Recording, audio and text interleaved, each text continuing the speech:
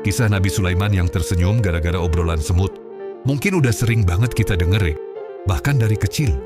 Tapi pernah nggak sih kepikiran apa sebenarnya isi lengkap percakapan antara sang nabi dan seekor semut yang super bijak itu?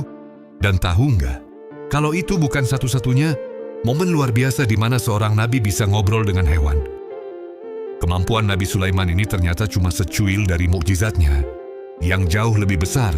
Di video ini, kita akan bongkar dialog lengkap Nabi Sulaiman dengan si pemimpin semut yang diabadikan dalam Al-Quran, dan kita juga akan lihat kisah-kisah menakjubkan lainnya dengan hewan yang mungkin jarang kamu dengar.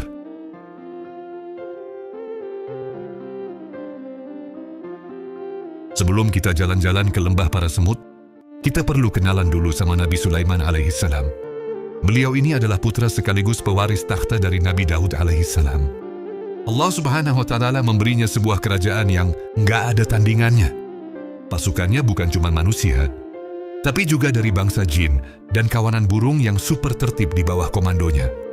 Tapi di antara semua kekayaan dan kekuasaan itu, ada satu karunia yang paling spesial, ilmu untuk memahami bahasa makhluk lain, termasuk hewan.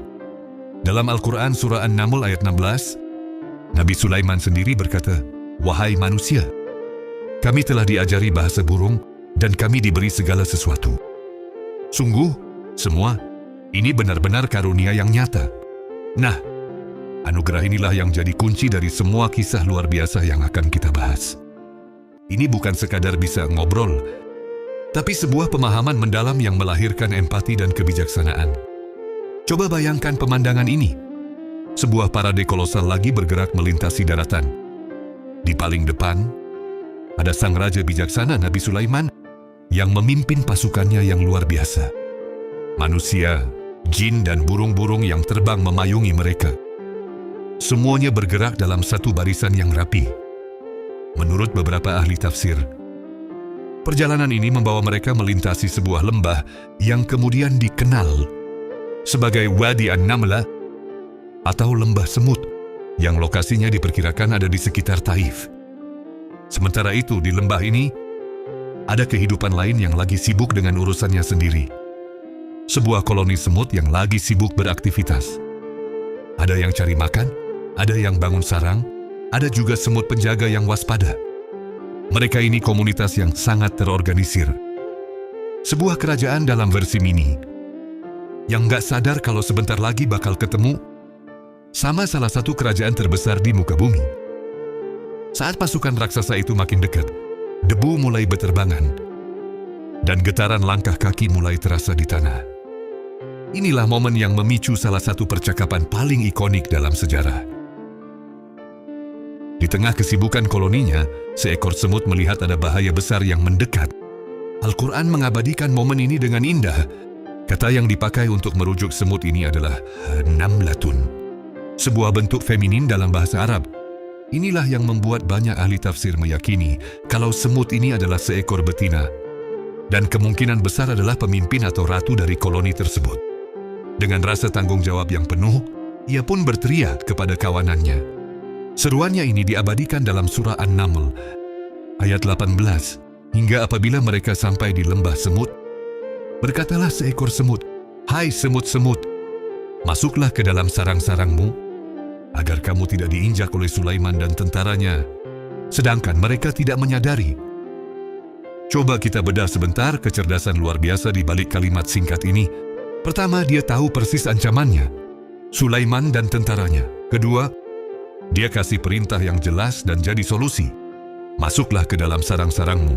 Dan yang ketiga, ini puncaknya, dia berbaik sangka, sedangkan mereka tidak menyadari. Semut ini nggak menyalahkan Nabi Sulaiman dan pasukannya. Dia paham kalau ukuran mereka yang super kecil mungkin sama sekali nggak kelihatan oleh pasukan raksasa itu. Ini pelajaran keren banget soal kepemimpinan, komunikasi krisis, dan pentingnya berbaik sangka. Nabi Sulaiman, yang dengan izin Allah bisa mendengar obrolan ini, langsung berhenti. Reaksi pertama beliau bukanlah sombong karena kekuasaannya, tapi sebuah senyuman tulus yang bahkan digambarkan sebagai tabassama dhahikan, tersenyum sampai tertawa kecil. Beliau tertawa bukan untuk meremehkan, tapi karena takjub dan bahagia. Takjub melihat kekuasaan Allah yang membuat makhluk sekecil semut punya kecerdasan dan kepedulian sebesar itu. Sekaligus bersyukur atas nikmat kemampuan memahami bahasa mereka.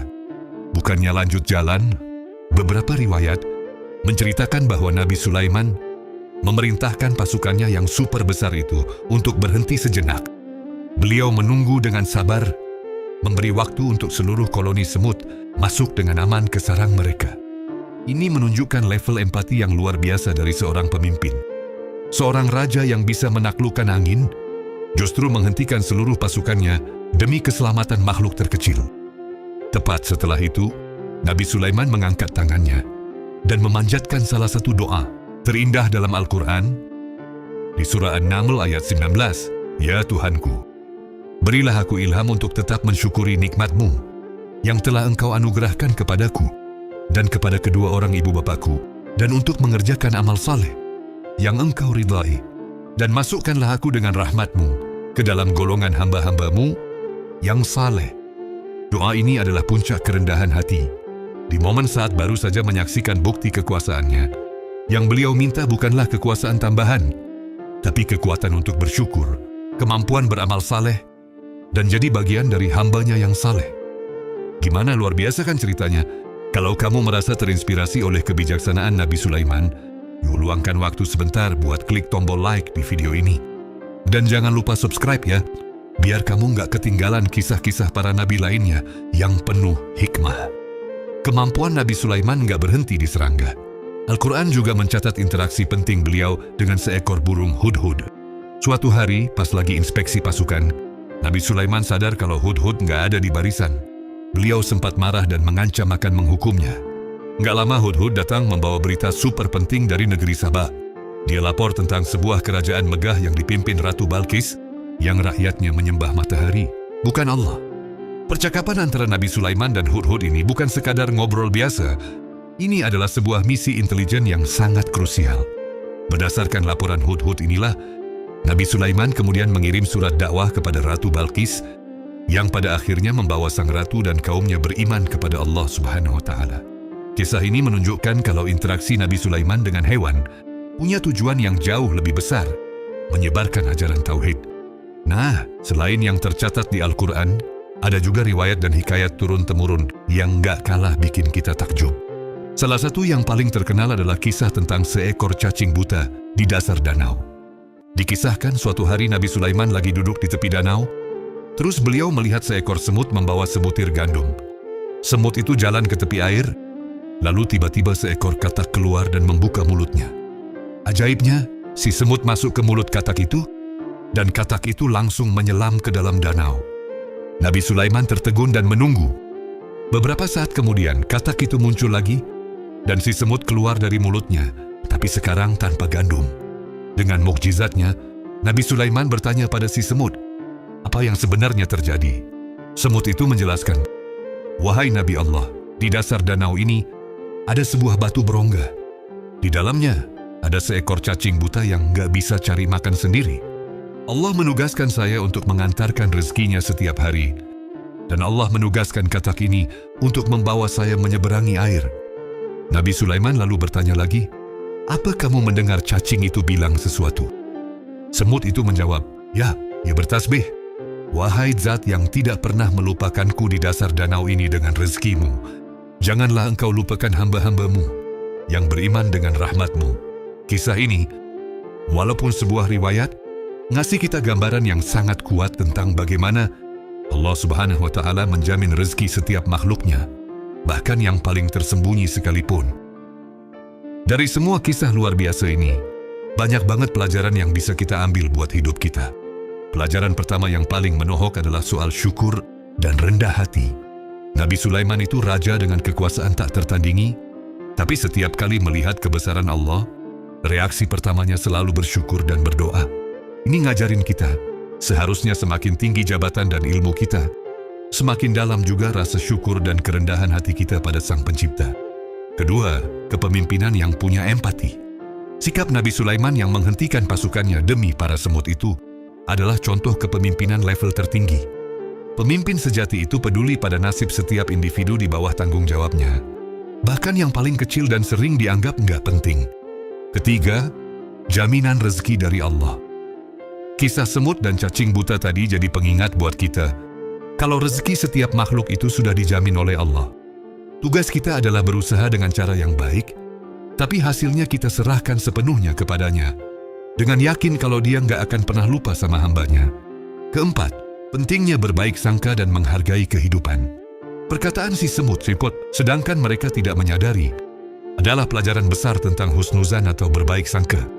Di sisi lain, reaksi Nabi Sulaiman ngajarin kita untuk menghargai semua bentuk kehidupan, sekecil apapun, karena setiap makhluk adalah tanda kebesaran Allah. Kisah Nabi Sulaiman dan kemampuannya ngobrol dengan hewan ini jauh lebih dari sekadar cerita pengantar tidur. Ini adalah jendela untuk melihat keagungan Allah, sebuah panduan tentang kepemimpinan yang beradab, dan pengingat abadi tentang pentingnya rasa syukur. Dari seekor semut kecil kita belajar soal kebijaksanaan.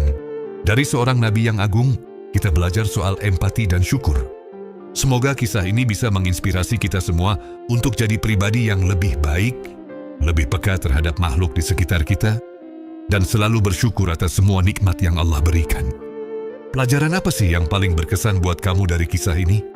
Coba tulis di kolom komentar di bawah. Mari kita diskusi dan saling berbagi hikmah. Terima kasih sudah menonton. Wassalamualaikum warahmatullahi wabarakatuh.